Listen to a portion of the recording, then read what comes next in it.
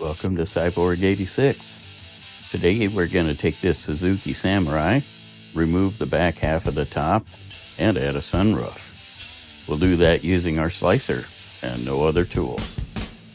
This is going to be one of my extra tiny builds. You can see it here next to the deadbolt. But you can use this methodology on any size of RC rig. I will be using the same concepts as I used to make this little smart car. The idea of this video is to give those who maybe have a printer but no experience with modifying files a little inspiration to maybe go out and explore and try something on their own that's unique and different. I'll be using the Bambu Slicer today. It's very similar to Orca. Most of these steps should work just the same or very close. In addition to making the hole for the roof and taking off the rear of the cab, we will also need to resize this file to fit the chassis. I want to be able to make this body fit an existing chassis. So for now, I am just going to orient it so it prints quickly and set the print settings to rough draft so it'll print fast. It'll be ugly, but it will accomplish the purpose of being able to test fit it to the chassis and see what adjustments need to be made.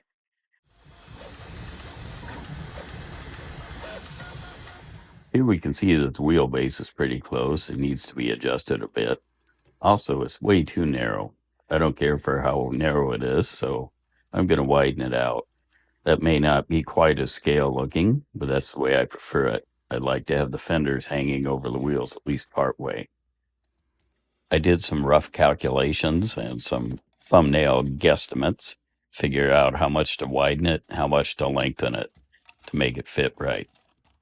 Then I went back into the slicer and chose the scaling option, and I turned off the uniform scale to keep it not proportional because I want to change the length and width independently. I also want to be careful not to change the height.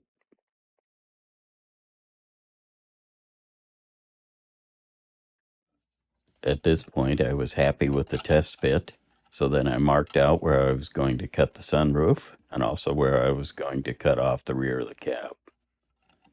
I also decided I was going to need some wheel clearance, so I marked off an area behind the front fender. At this point, it's back to the slicer, and I'm ready to start cutting. I'm going to add a cylinder here to take off part of the front fenders. What you do is you right-click on the body, and a menu will come up, and you choose Add Negative Part. Then you select the shape that you want. In this case, it's a cylinder. Now I will begin maneuvering the part into place to make the cut. So I'm going to align it with the back of the front fenders, and I also need to rotate it so it's angled the right direction.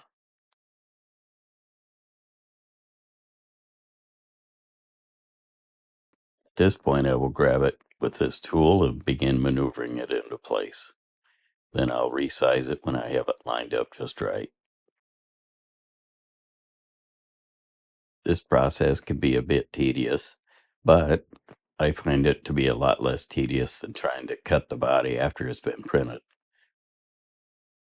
Now that that looks about right, I'll go ahead and center this negative part, because when I expand it to widen across both fenders, it expands from each end instead of just from one end. So it's good to have it centered before I resize it and cut it through both fenders. Now I want to work on cutting off the back half of the cab. To do that, I'll flip it over and get it lined up where it's easy to work with.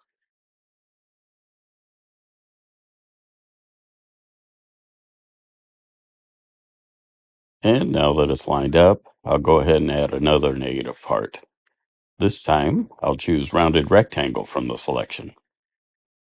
Now it's more of the same, just like I did with the cylinder. Line it up and resize it so that it cuts where I want it to. I'll speed up the video a little bit at this point because you get the idea, but you can still see how it's done.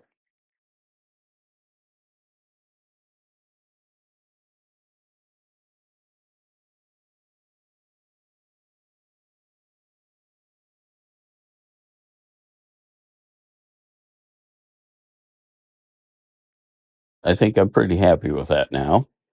So let's go ahead and make the sunroof. Again, we'll use a rounded rectangle for the selection. The rounded rectangle only has a limited amount of rounding in the corners.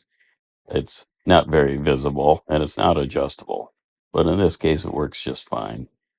Now, if I were using another tool such as Tinkercad, then there would be much more flexibility in how much I can round the corners.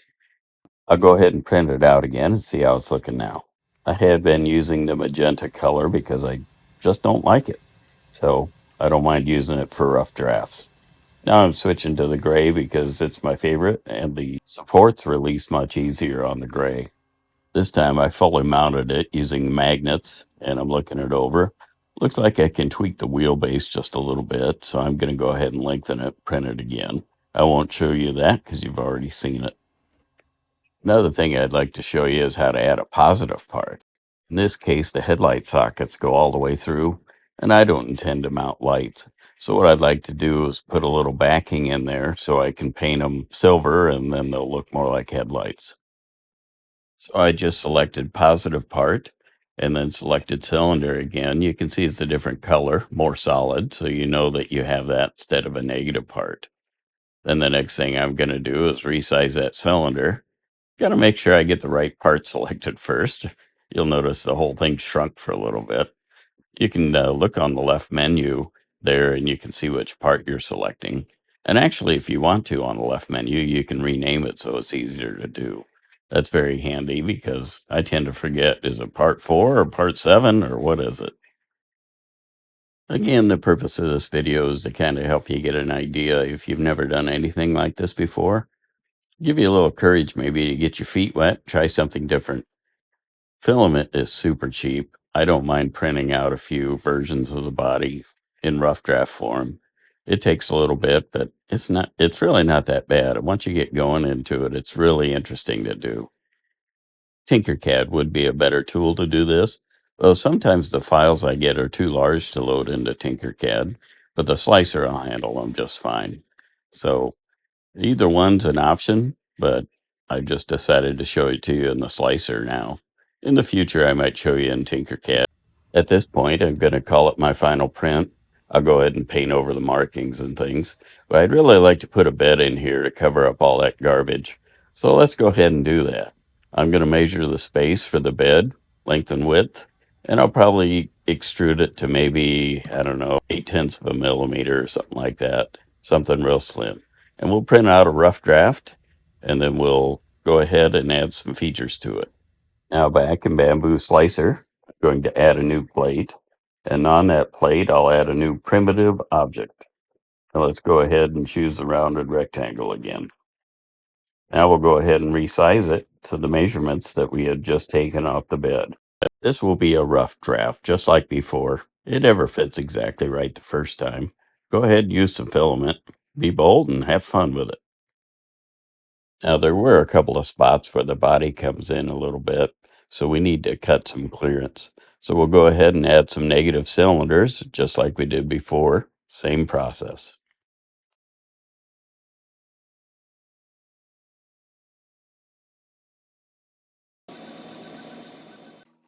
And now let's go ahead and test fit it to the bed. See if we get it lined up here, see what adjustments we need to make. So we need to cut out some more holes for the shocks to clearance those when it's at full compression. And at this point, let's go ahead and add some features. We're going to add ridges to the bed to make it look more like a corrugated bed like a usual pickup truck does. To do that, I'm going to go ahead and add a new part. Either a rounded rectangle or a square is just fine. We're going to go ahead and resize it to the length of the bed. And also, we'll make it just a little bit thicker than the bed. By doing that, it can sit flat on the build plate and still stick up above the bed to make those ridges that we're wanting. Then we will go ahead and move it into place and we'll repeat the process throughout the whole bed.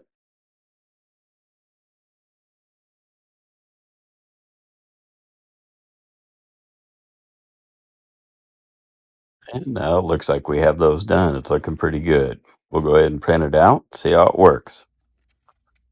This is looking pretty good, just like I wanted. I like the corrugated lines in the bed, the reinforcements there, and the cutouts seem to line up just like I want them. So I'll just put it in, I'll tack it in with a little bit of glue, and once that sets, I'll lay down a nice line of glue, just like welding. At this point, I'm going to use a little Tamiya putty to go ahead and clean up the lines a little bit. Then I'll go ahead and prime it and paint it. In a future video, I think we'll see if we can create some interior to clean it up a little bit on the inside. We'll try to do that in the slicer as much as possible as well. We'll keep it simple and show you how we do it. I hope you found this video informative and maybe even a little inspiring. If you did, please go ahead and subscribe and you can see those upcoming videos. Happy crawling.